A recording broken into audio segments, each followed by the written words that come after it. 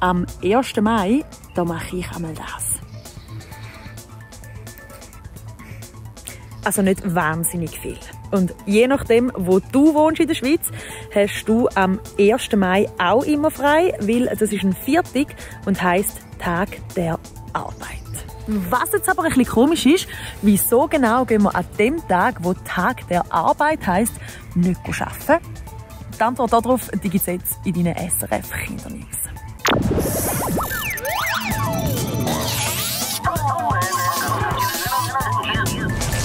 Nicht mehr auf der Wiese am Nichts tun, dafür für dich im Studio. Sally Hoi und herzlich willkommen zu deinen SRF-Kindernews. Der 1. Mai, Tag der Arbeit, ist in vielen Schweizer Kantonen ein Viertag. Das heisst, wenn er nicht gerade wie dieses Jahr aufs Wochenende geht, dann musst du an diesem Tag nicht in die Schule und deine Eltern die müssen auch nicht arbeiten.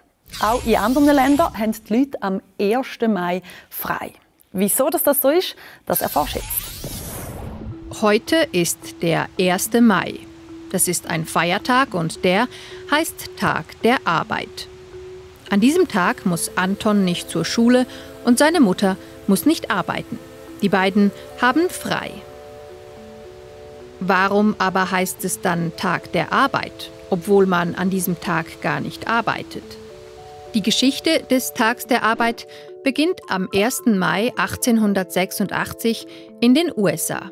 Arbeiterinnen und Arbeiter protestieren gegen die schlechten Bedingungen in den Fabriken.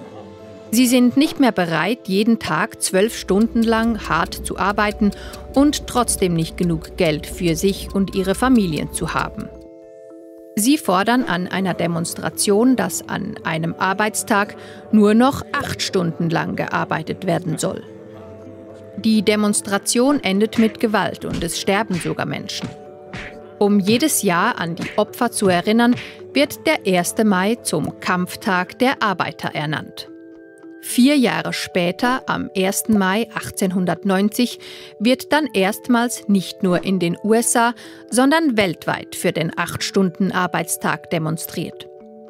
In der Schweiz wird dieser dann erst etwa 30 Jahre später, im Jahr 1919, eingeführt.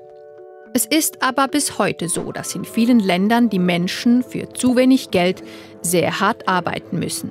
Dagegen wird jedes Jahr am 1. Mai rund um den Globus protestiert. Und damit sich alle an diesem Tag für ihre Rechte einsetzen können, haben in vielen Ländern der Welt die Menschen am 1. Mai frei. So langsam, aber sicher haben wir es, glaube ich, alle gesehen mit Corona. Also, es wäre schön, wenn es doch einfach wieder so wäre wie früher. Also, wenn man so viele Leute dürfte sehen, wie man will, wenn man keinen Abstand halten müsste und vor allem, wenn man die Maske nicht immer müsste anhaben. Halt einfach, wenn es wieder so ein bisschen normal wäre. Aber genau so sollte es vielleicht schon bald wieder sein. Zumindest sagt das der Bundesrat. Aber Achtung, die geplanten Lockerungen, die gelten dann nicht für alle. Endlich wieder mit der Familie in ein Restaurant essen, an ein Fest mit vielen Leuten oder an einen Fußballmatch. Wenn es nach dem Bundesrat geht, könnte das ab dem August wieder erlaubt sein. Das Ziel ist wirklich, Richtung Eröffnungen und Lockerungen gehen zu können. Bis im August sollen sich nämlich alle Erwachsenen, die das wollen, gegen Corona impfen lassen. Wenn das dann der Fall ist, wird der Bundesrat anfangen, die Corona-Regeln in der Schweiz aufzuheben. Und dann könnten wir endlich wieder zurück in die Normalität. Die Sache hat aber einen Haken. Die Lockerungen gelten nicht für alle Leute, sondern nur für die mit einem sogenannten Covid-Zertifikat. Ein Covid-Zertifikat, das kannst du dir vorstellen wie einen Ausweis auf Papier oder auf dem Handy. Den Ausweis sollen alle die Leute bekommen, die sich gegen Corona impfen lassen haben, die einen negativen Corona-Test vorweisen können oder die Corona schon hatten und wieder gesund sind. Wer kein solches Covid-Zertifikat zeigen kann, der darf dann auch nicht an ein Konzert oder an einen Fußballmatch. Die Regeln finden nicht alle fair.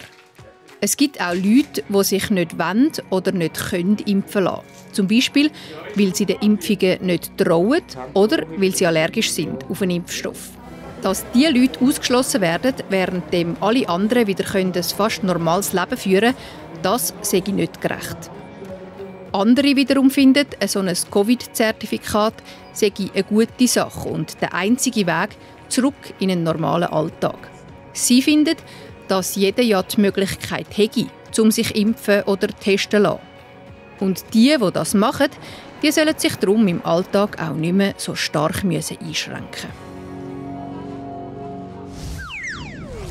Er könnte vielleicht der nächste Roger Federer werden. Der Dominik Stricker. Er ist gerade mal 18 und hat letztes Jahr bei den Junioren das grosse Tennisturnier in Paris gewonnen.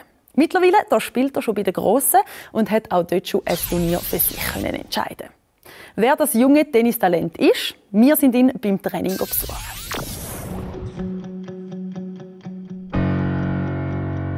Ich bin der Dominik Stricker, ich bin 18 und spiele Tennis seit etwa 5,5 Jahren. Ganz am Anfang war es echt der Spass, wo mich jeden Tag auf dem Platz hat und ich einfach wirklich immer Spass hatte, mit meinen Kollegen auf dem Platz Tennis zu spielen. Es kommt niemand auf die Welt und kann gut Tennis spielen, aber ich glaube, ich habe sicher ein Talent in die Wiege gelegt bekommen. Ich habe dann ziemlich schnell ziemlich gut gespielt und jetzt bin ich da, wo ich heute bin und das ist echt cool. Ich glaube, was mir sicher sehr hilft, ist, dass ich Linkshänder bin. Der Vorteil von Linkshänder sein ist sicher, dass halt die meisten gegen einen Rechtshänder sind. Wegen dem ist man sich nicht gewöhnt, gegen Linkshänder zu spielen. Und wegen dem kommt der Ball auch mit einem anderen Drall. Wegen dem ist es dann für sie sicher auch schwieriger, den Ball zurückzuspielen. Die Beziehung zum Federer würde ich jetzt sagen, habe ich nicht gross, aber ich durfte jetzt schon ein paar Mal mit ihm trainieren. Es war sicher ein Riesenerlebnis und das werde ich nie vergessen. Vor einem Jahr, als ich in Dubai war, hat er mir gesagt, ich soll mit meinem Service arbeiten. Und das war dann eigentlich so ein bisschen der Hauptgrund, wieso ich ihn dann schon gewinnen konnte. Das Ziel ist sicher, dass ich mal davon leben kann und hoffentlich bei der Weltspitze mitspielen kann.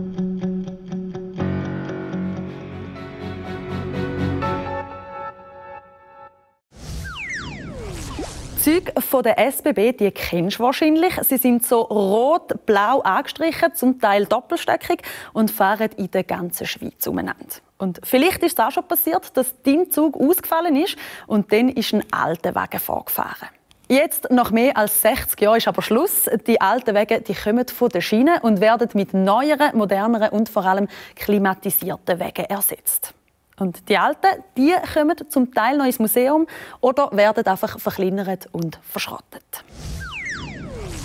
So viel von deinen SRF Kindernews für heute. Aber abonniere doch unbedingt unseren YouTube-Kanal SRF Kids. Dann bist du jederzeit up to date, was in der Schweiz und auf der Welt so passiert. Wir sehen uns ein anderes Mal. Bis dann und eine gute Zeit.